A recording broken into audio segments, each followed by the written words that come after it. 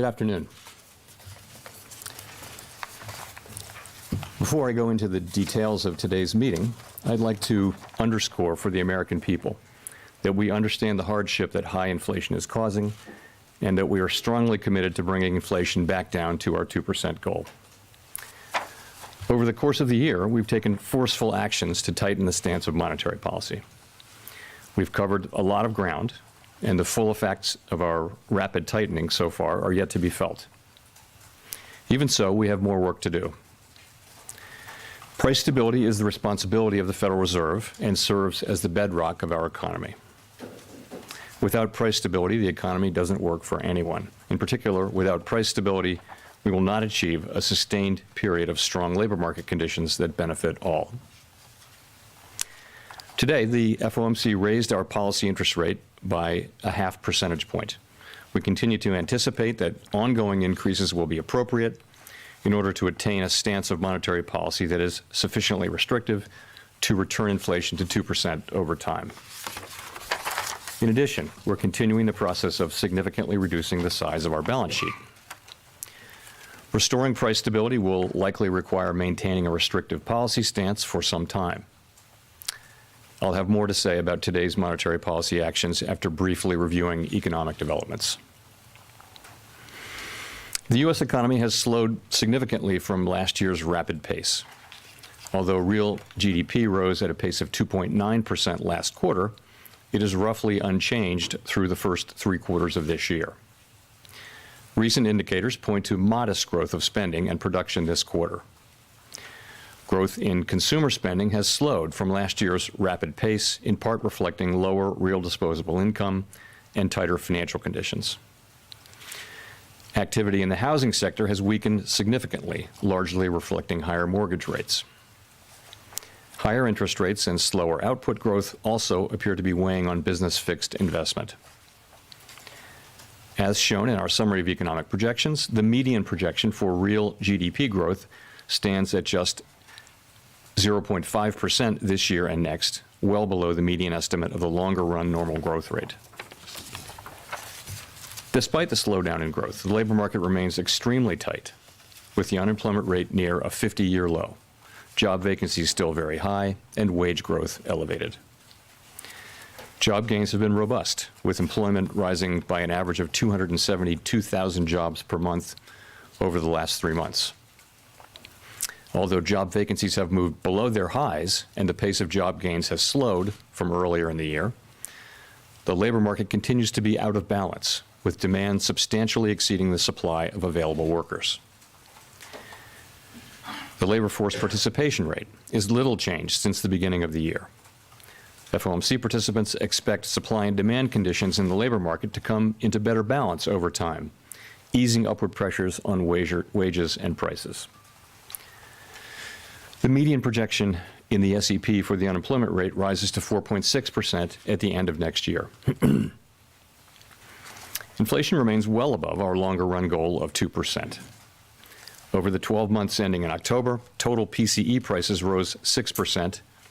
Excluding the volatile food and energy categories, core PCE prices rose 5%. In November, the 12-month change in the CPI was 7.1%, and the change in the core CPI was 6%. The inflation data received so far for October and November show a welcome reduction in the monthly pace of price increases. But it will take substantially more evidence to give confidence that inflation is on a sustained downward path. Price pressures remain evident across a broad range of goods and services. Russia's war against Ukraine has boosted prices for energy and food and has contributed to upward pressure on inflation. The median projection in the SEP for total PCE inflation is 5.6% this year and falls to 3.1% next year, 2.5% in 2024, and 2.1% in 2025. Participants continue to see risks to inflation as weighted to the upside. Despite elevated inflation, longer-term inflation expectations appear to remain well anchored, as reflected in a broad range of surveys of households, businesses, and forecasters, as well as measures from financial markets. But that is not grounds for complacency. The longer the current bout of high inflation continues, the greater the chance that expectations of higher inflation will become entrenched. The Fed's monetary policy actions are guided by our mandate to promote maximum employment and stable prices for the American people. My colleagues and I are acutely aware that high inflation imposes significant hardship as it erodes purchasing power, especially for those least able to meet the higher costs of essentials like food, housing, and transportation. We are highly attentive to the risks that high inflation poses to both sides of our mandate, and we are strongly committed to returning inflation to our 2% objective. At today's meeting, the committee raised the target range for the federal funds rate by a half percentage point, bringing the target range to 4.25% to 4.5%. And we are continuing the process of significantly reducing the size of our balance sheet. With today's action, we have raised interest rates by 4.25 percentage points this year. We continue to anticipate that ongoing increases in the target range for the federal funds rate will be appropriate in order to attain a stance of monetary policy that is sufficiently restrictive to return inflation to 2% over time. Over the course of the year, financial conditions have tightened significantly in response to our policy actions. Financial conditions fluctuate in the short term in response to many factors, but it is important that over time they reflect the policy restraint that we're putting in place to return inflation to 2%. We are seeing the effects on demand in the most interest-sensitive sectors of the economy, such as housing. It will take time, however, for the full effects of monetary restraint to be realized, especially on inflation. In light of the cumulative tightening of monetary policy and the lags with which monetary policy affects economic activity and inflation, the committee decided to raise interest rates by 50 basis points today, a step down from the 75 basis point pace seen over the previous 4 meetings. Of course, 50 basis points is still a historically large increase, and we still have some ways to go. As shown in the SEP, the median projection for the appropriate level of the federal funds rate is 5.1% at the end of next year, a half percentage point higher than projected in September. The median projection is 4.1% at the end of 2024 and 3.1% at the end of 2025, still above the median estimate of its longer run value. Of course, these projections do not represent a committee decision or plan, and no one knows with any certainty where the economy will be a year or more from now. Our decisions will depend on the totality of incoming data and their implications for the outlook for economic activity and inflation. And we will continue to make our decisions meeting by meeting and communicate our thinking as clearly as possible. We are taking forceful steps to moderate demand so that it comes into better alignment with supply. Our overarching focus is using our tools to bring inflation back down to our 2% goal and to keep longer-term inflation expectations well anchored. Reducing inflation is likely to require a sustained period of below-trend growth and some softening of labor market conditions. Restoring price stability is essential to set the stage for achieving maximum employment and stable prices over the long run. The historical record cautions strongly against prematurely loosening policy. We will stay the course until the job is done. To conclude, we understand that our actions affect communities, families, and businesses across the country. Everything we do is in service to our public mission. We at the Fed will do everything we can to achieve our maximum employment and price stability goals. Thank you. I will look forward to your questions. Steve Leisman, CNBC. Thanks for taking my question, Mr. Chairman. You just talked about the importance of market conditions reflecting the policy restraint you put in place. Since the November meeting, the 10-year has declined by 60 basis points. Mortgage rates have come down. High-yield credit spreads have come in. The economy's accelerated, and the stock market's up 6%. Is this loosening of financial conditions a problem for the Fed in its effort and its fight against inflation? And if so, do you need to do something about that, and how would you do something about that? Thank you. So as I mentioned, it is important that overall financial conditions continue to reflect the policy restraint that we're putting in place to bring inflation down to 2%. We think that financial conditions have tightened significantly in the past year. But our policy actions work through financial conditions, and those in turn affect economic activity, the labor market, and inflation. So what we control is our policy moves and the communications that we make. Financial conditions both anticipate and react to our actions. I would add that our focus is not on short-term moves, but on persistent moves. And many things, of course, move financial conditions over time. I would say it's our judgment today that we're not at a sufficiently restrictive policy stance yet, which is why we say that we would expect that ongoing hikes would be appropriate. And I would point you to the SEP, again, for our current assessment of what that peak level will be. As you will have seen, 19 people filled out the SEP this time, and 17 of those 19 wrote down a peak rate of 5% or more, in the fives. So that's our best assessment today for what we think the peak rate will be. You will also know that at each subsequent SEP during the course of this year, we've actually increased our estimate of what that peak rate will be. And today, the SEP that we're published shows that, again, that overwhelmingly FOMC participants believe that inflation risks are to the upside. So I can't tell you confidently that we won't move up our estimate of the peak rate again at the next SEP. I don't know what we'll do. It will depend on future data. What we're writing down today is our best estimate of what we think that peak rate will be based on what we know. Obviously, if the inflation data come in worse, that could move up, and it could move down if inflation data are softer. Gina.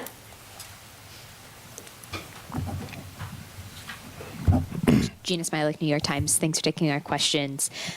The SEP, like you mentioned, suggests that the Fed will be making another 0.75 percentage points worth of rate increases in 2023. I wonder if you would foresee that being in 25 basis point increments, 50 basis point increments, sort of how you see the speed playing out going forward. And then I wonder what you're looking at as you determine when to stop. Yeah.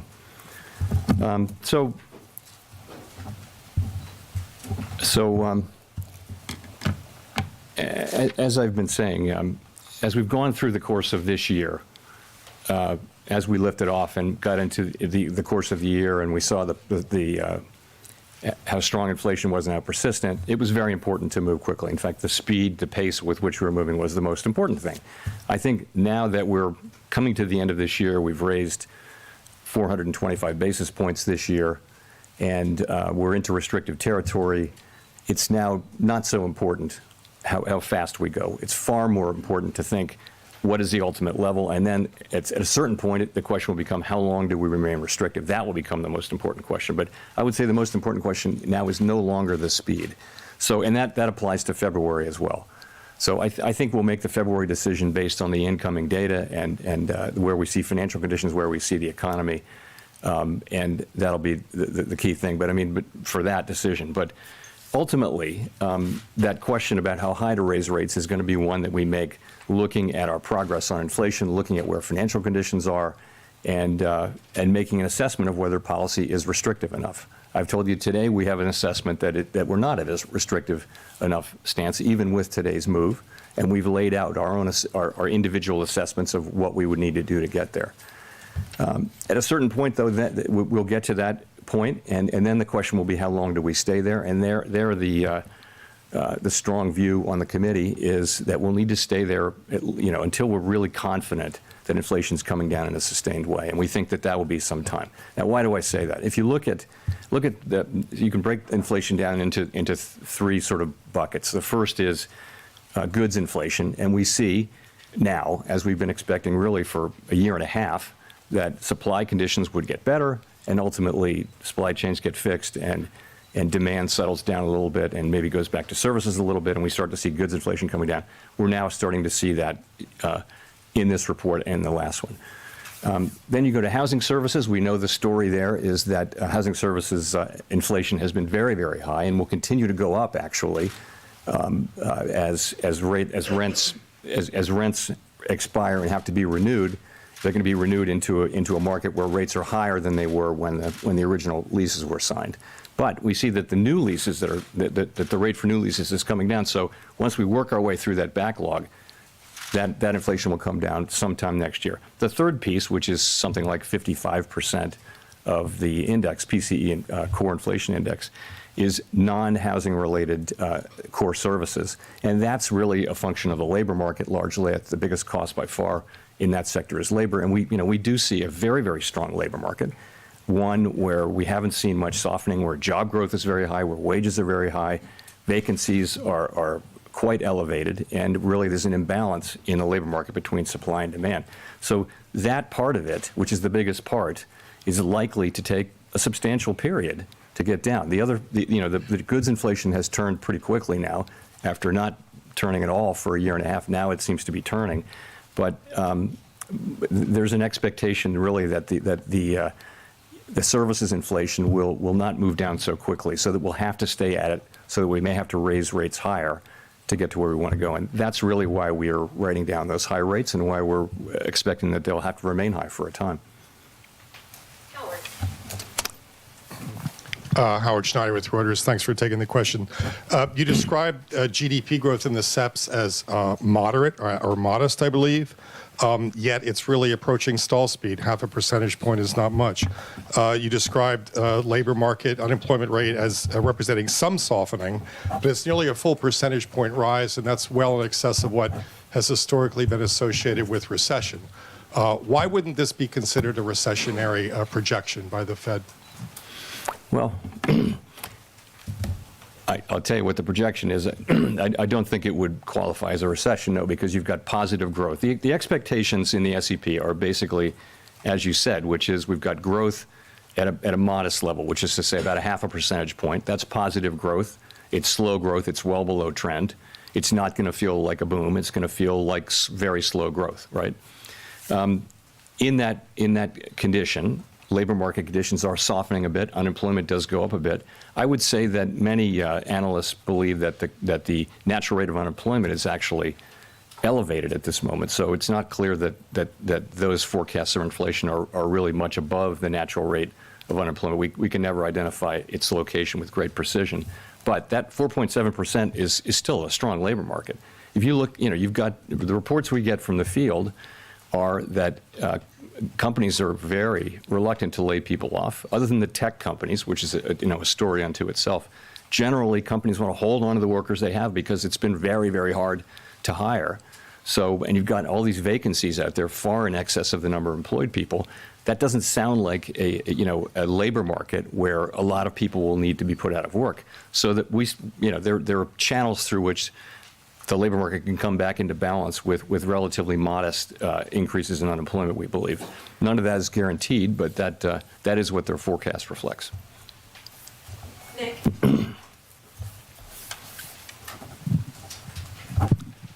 Thanks, Nick Timoros of the Wall Street Journal. Chair Powell, I want to follow up on Gina's question. The decision to step down the pace of rate rises appears to have been socialized at your last meeting, largely before the past two CPI reports showed inflation decelerating in line with the committee's forecast this year. You just now talked about making decisions meeting by meeting and being mindful of the lags of policy. Does that mean, all things equal, you would feel more comfortable probing where the terminal rate is by moving in 25 basis point increments, including beginning at your next meeting? So I haven't made a judgment on what size rate hike to make at the last meeting. But what you said is broadly right, which is having moved so quickly and having now so much restraint that's still in the pipeline, we think that the appropriate thing to do now is to move to a slower pace. And that will allow us to feel our way and and get to that level, we think, and better balance the risks that we face. So that's the idea. It makes a lot of sense, it seems to me, particularly if you consider how far we've come. But again, I can't tell you today what the actual size of that will be. It will depend on a variety of factors, including the incoming data in particular, the state of the economy, the state of financial conditions. With the CPI report that had come out last week, do you think it would have changed some of those forecasts in today's SEP? No, absolutely not. No, as just a matter of practice, the SEP reflects any data that comes out during the meeting. and participants know that they know this, that they can make changes to their SEP during the meeting, well in advance of the press conference so that we're not running around. But that's not the case. It's never the case that the SEPs don't reflect an important piece of data that came in on the first day of the meeting. Thanks. Rachel? Hi, Chair Powell. Rachel Siegel from the Washington Post. Thank you for taking our questions. I'm wondering if we could talk about the projection for the unemployment rate. Why has the Fed raised its unemployment projection? Is it because the model suggests that a higher terminal rate would automatically cause a higher unemployment rate? Or are you seeing signs that the labor market isn't quite as strong as we think it is now? Thanks. No, it's not about the strength of the labor market. The labor market is clearly very strong. It is more just that, by now, we've continually expected to make faster progress on inflation than we have ultimately, and that's why the peak rate for this year goes up between this meeting and the September meeting. You see the fact that we've made less progress than expected on inflation, so that's why that goes up, and that's why unemployment goes up, because we're having to tighten policy more. And so it didn't go up by much in the meeting, I don't think, but that's the idea, is slower progress on inflation, tighter policy, probably higher rates, probably held for longer, just to get to where the kind of restriction that you need to get inflation down to 2%. Do you have a sense of, in order to get to that number, how much of that could be caused by layoffs versus vacancies trimming or changes to the labor force population rate? So it's very hard to say. You can look at history, right? And history would say that in a situation like this, the declines in unemployment would be more meaningful, I think, than what you see written down there. But why do we think that is the case? So I'll give you a few reasons. First, just is that there's this huge overhang of vacancies, meaning that vacancies can come down a fair amount, and we're hearing from many companies that they don't want to lay people off, so that they'll keep people because it's been so hard. I mean, I think it feels like we have a structural labor shortage out there, where there are 4 million fewer people, a little more than 4 million, who are in the workforce available to work than there's demand for workforce. So the fact that there's a strong labor market, means that companies will hold on to workers, and it means that it may take longer, but it also means that the costs in unemployment may be less. Again, that we're going to find out empirically, but I think that's a reasonably possible outcome, and you do hear many labor economists believe that it is. So we'll see, though. Colby? Thank you. Colby Smith with the Financial Times. How should we interpret the higher core inflation forecast for 2023 in the SEP? Does that not then suggest that the policy rate currently forecasted for next year should actually be higher than the 5.1 medium estimate penciled in? Well, I think that's why one of the reasons it went up was that core came in stronger this year. Yeah, what you see is our best estimate as of today, for how high we need to raise rates, to how much we need to tighten policy to create enough, restrictive policy to slow economic activity and soften the labor market and bring inflation down through those channels. That is the estimate, best estimate we make today. And as I mentioned, we'll make another estimate for the next SEP, and we'll, of course, between meetings we do the same thing, but we don't publish it. Victoria? Hi, Victoria Guida with Politico. I wanted to make sure I understand specifically what's going on in the SEP, because you all expect rates to go higher, but you're also more pessimistic about what inflation is going to look like next year. And I was just wondering, given that we have seen some cooling in inflation, is that primarily because of wage growth, that you expect wage growth to be sort of a headwind? No, we're going into next year with higher inflation than we had thought, right? So we're actually moving down to the level that we're moving down to next year is still a very large drop in inflation from where inflation is running now, well more than a 1% change in inflation. But remember that the jump-off point at the beginning of the year is higher. So we're moving down still by a very large chunk. I don't think the policy's having any less effect. It's just starting from a higher level at the end of 2022. So we're getting down. I believe the median is 3.5%. That's a pretty significant drop in inflation. And where's it coming from? It's coming from the goods sector, clearly. By the middle of next year, we should begin to see lower inflation from the housing services sector.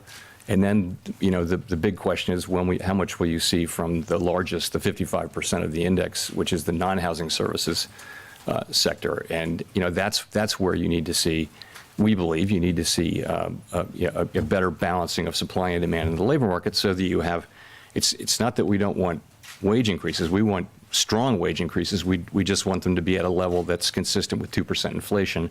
Right now, if you factor in productivity estimates, standard productivity estimates, wages are running, well above what would be consistent with 2% inflation. Neil. Thanks. Hi, Chair Powell. Neil Irwin with Axios. Some of your colleagues have been pretty explicit that they can't imagine rate cuts happening in 2023. That's certainly not implied by the SEP. But futures markets have priced in some easing in the back half of next year. What's your view of the likelihood of any kind of rate cuts next year? What circumstances might make that plausible? Our focus right now is really on moving our policy stance to one that is restrictive enough to assure a return of inflation to our 2% goal over time. It's not on rate cuts. And we think that we'll have to maintain a restrictive stance of policy for some time. Historical experience cautions strongly against prematurely loosening policy. I guess I would say it this way. I wouldn't see us considering rate cuts until the committee is confident that inflation is moving down to 2% in a sustained way. So that's the test I would articulate. And you're correct. There are not rate cuts in the SEP for 2023. Steve. Steve Matthews with Bloomberg. Let me ask you about China. In the last few weeks, China has abandoned its COVID policy and been reopening pretty strongly. I'm wondering if you see that as disinflationary because you're seeing supply chains improve, or inflationary because it obviously brings a lot more demand globally, improves the global outlook for growth and for commodities prices. And so you're right. Those two things will offset each other. Weaker output in China will push down on commodity prices, but it could interfere with supply chains ultimately, and that could push inflation up in the West. It's very hard to say, how those two will offset each other, and it doesn't seem likely actually that the overall net effect would be material on us. But to your point, China faces a very challenging situation in reopening. And we've seen waves of COVID all around the world can interfere with economic activity. China, a very critical manufacturing place for manufacturing and exporting. Their supply chain is very important. And China faces a reopening. They've backed away from their COVID restriction policies. There could be very significant increases in COVID, and we'll just have to see. It's a risky situation. But again, it doesn't seem like it's likely to have material overall effects on us. Chris. Hi, Chris Rugaber at Associated Press. Thank you for taking my question. I wondered if you could comment a bit more about yesterday's inflation report. I mean, it showed inflation cooling in all three of the categories that you laid out at Brookings. Are you confident that you're seeing real progress on getting inflation under control? Are you still worried it could slip into some kind of unentrenched, upward spiral? Thank you. Right. So the data that we've received so far for October and November, we don't have we have some remaining data to get in November, but they clearly do show a welcome reduction in the monthly pace of price increases. As I mentioned in my opening statement, it will take substantially more evidence to give confidence that inflation is on a sustained downward path. So the way we think about this is this. This report is very much in line with what we've been expecting and hoping for. And what it does is it provides greater confidence in our forecast of declining inflation. As I mentioned, we've been forecasting significant declines in overall inflation and core inflation in the coming year. And this is the kind of reading that it will take to support that. So really, this gives us greater confidence in our forecast rather than at this point changing our forecast. In terms of the pieces, we have been expecting goods inflation to come down as supply chain pressures eased. That's happening now.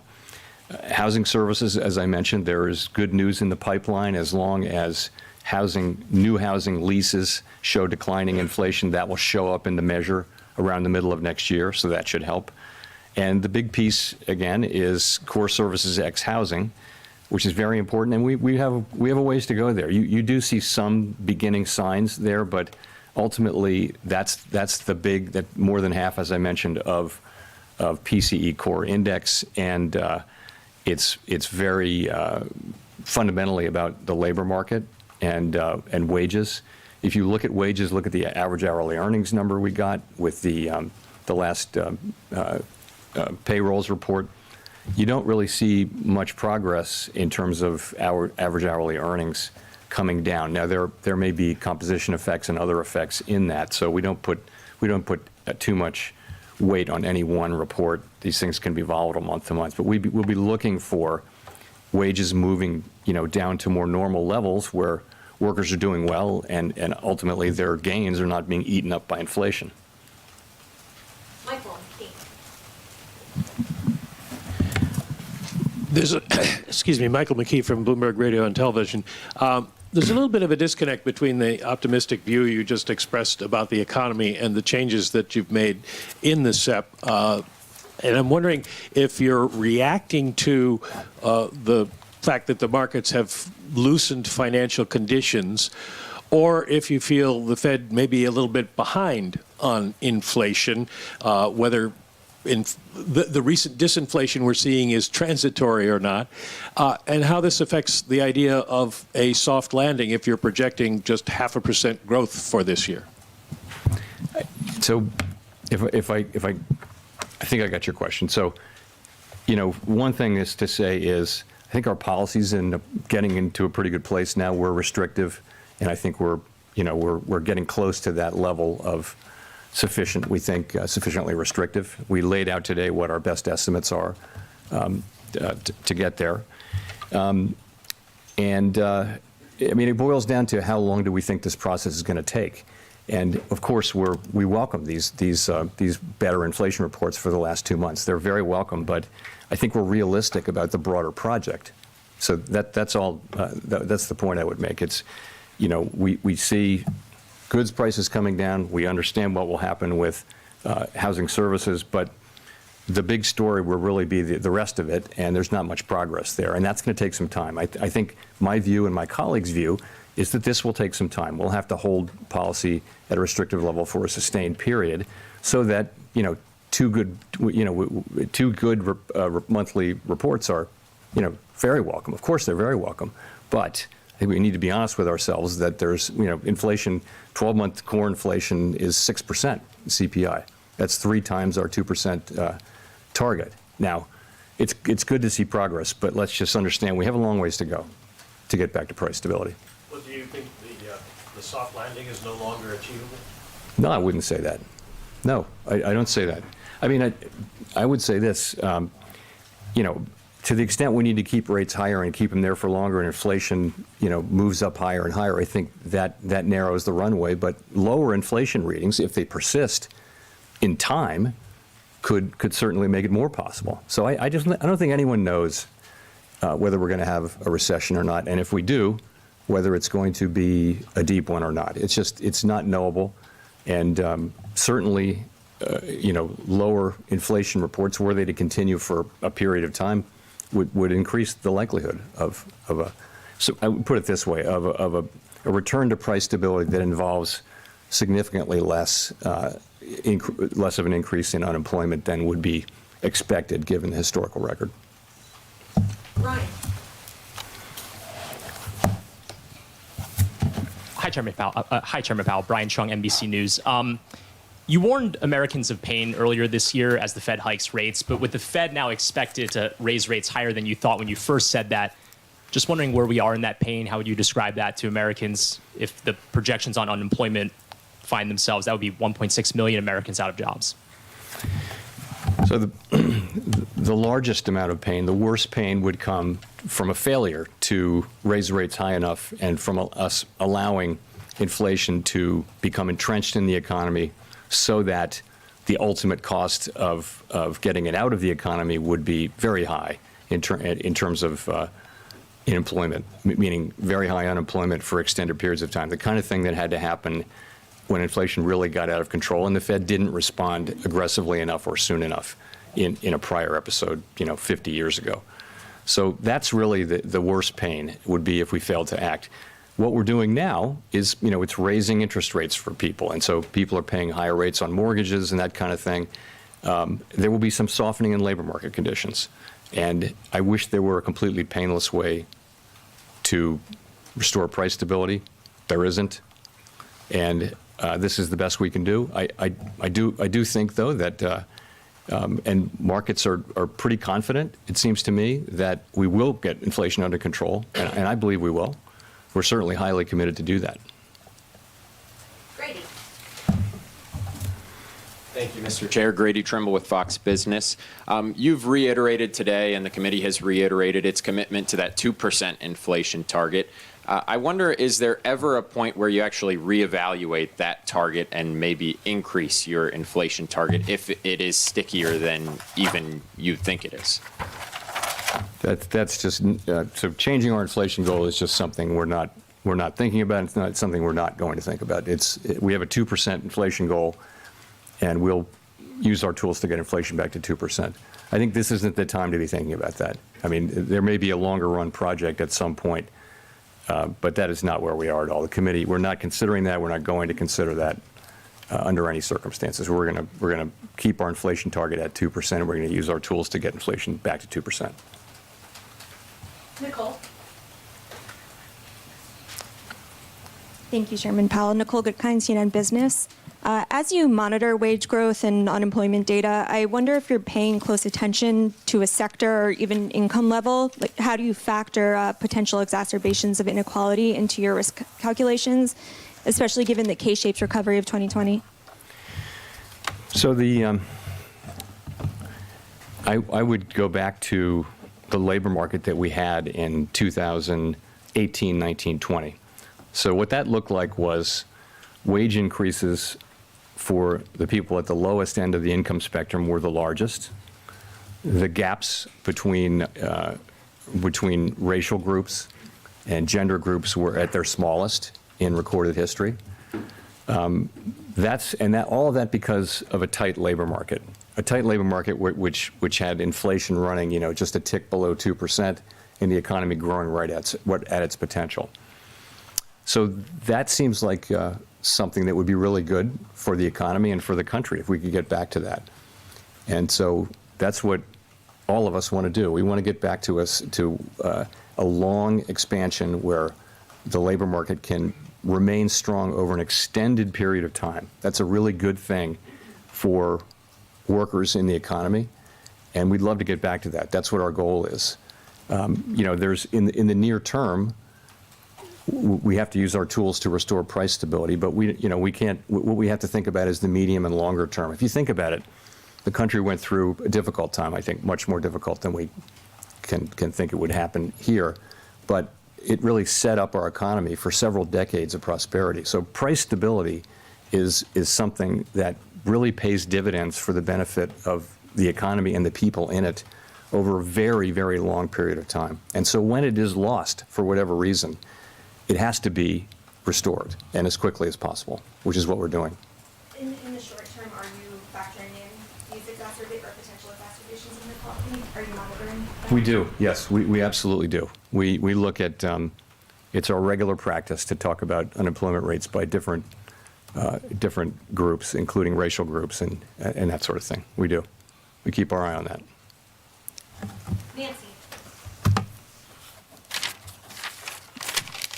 Hi, Nancy Marshall-Genzer with Marketplace. What would you do if the economy slows so much that we enter a recession before we see strong, consistent signs that inflation is slowing? In other words, stagflation. So I don't want to get into too many hypotheticals, but it's hard to deal with hypotheticals. So let me just say that we have to use our tools to support maximum employment and price stability. I've made it clear that right now the labor market's very, very strong. You're at near a 50-year low. You're at or above maximum employment, in 50-year low in unemployment.